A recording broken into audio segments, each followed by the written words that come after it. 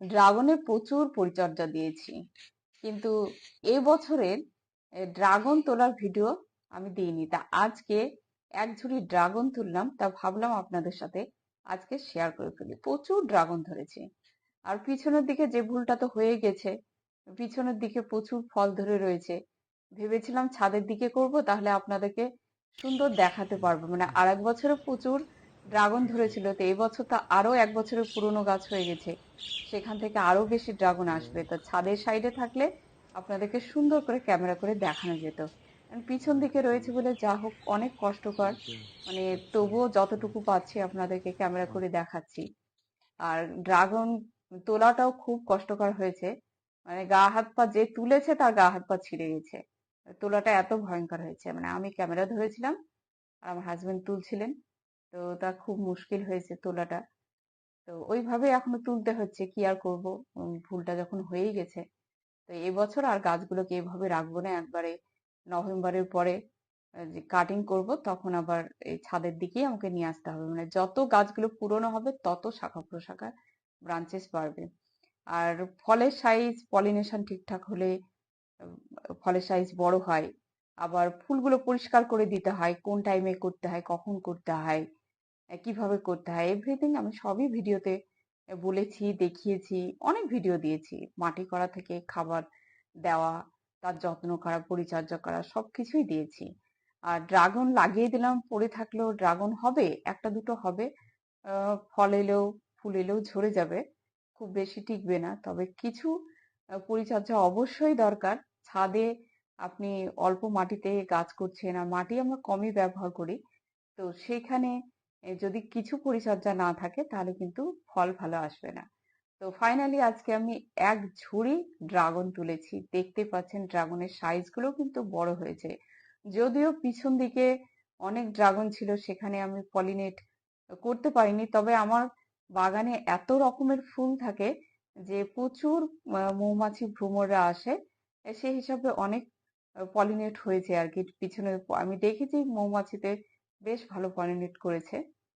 আর এই দেখুন, আমি তবুও আরেকবার দেখাচ্ছি সামনের দিকে যে এই ফুলগুলো রয়েছে, দেখছেন শুকনো হয়ে গেছে। তো এই শুকনো ফুলগুলো কিন্তু তুলে ফেলতে হবে, এখানে ফাঙ্গাসের আক্রমণ হয় আর ফলটা তখন বড় হতে চায় না, বা ঝরে যাওয়ার সম্ভাবনা থাকে। এই জন্য যখন পরিষ্কার করে যদি আপনি দেন, তাহলে কি হবে, ফলটা বড় হওয়ার সুযোগ পায়। আর এখন তো আগস্ট সেপ্টেম্বর মাস আর কি, তো এই মাসগুলোতে কি হয় যে এ, বৃষ্টি হচ্ছে প্রচুর, ফাঙ্গাসের আক্রমণ হয়।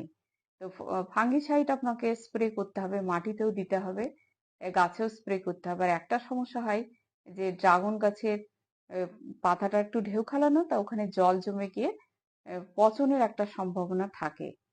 তো যতটুকু সম্ভব কাত করে করে আমরা জলগুলো ফেলে দিই।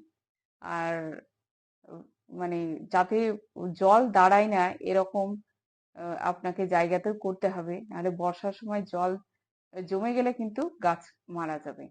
তো এইভাবে কিছু যত্ন আমাদেরকে নিতে হয়। তবে বর্ষার বাগানের কিভাবে যত্ন নেব সেই ভিডিও আমি করে রেখেছি, আমার রেডি করতে হবে, তো সেই ভিডিও আপনাদেরকে শেয়ার করব। তো দেখতেই পাচ্ছেন ড্রাগন গুলো বেশ ভালো বড় বড় সাইজের হয়েছে। তো 2024-এ এই আর কি প্রথম আমি প্রায় এক ঝুড়ি তুললাম। এর আগে মানে যখন থেকে ড্রাগন হতে শুরু করেছে, মার্চ থেকে স্টার্ট হয়ে গেছে আমার বাগানে ড্রাগন ধরা। তো প্রত্যেকদিন প্রায় 5টা 6টা করে তুলতেই থাকি, একদিন পর পরও তুলেছি, আবার ডেলিও তুলেছি। এরকম তুলতে তুলতে আজকে আর কি, আজকে পুরো এক ঝুড়ি তুললাম। আমার প্রতিবেশী তো বলছিল, আমি জানলা থেকে দেখছি, মনে হয় আমি সকালবেলা দেখছি যে আপনাদের ড্রাগন গাছে কোনো ফুল ফোটা হয়ে ফল ধরেছে। তো খুব ভালো লাগলো যখন প্রতিবেশীরা আবার রিপ্লাই দেয়। তো শুধু একাও খাই না, ড্রাগন ফল পাড়া প্রতিবেশীদেরকেও দিই।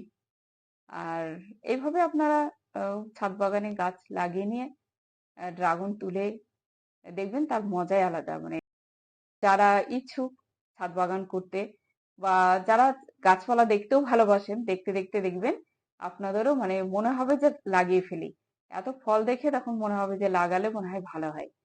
তো এইভাবে আপনারাও করুন, গাছ লাগান।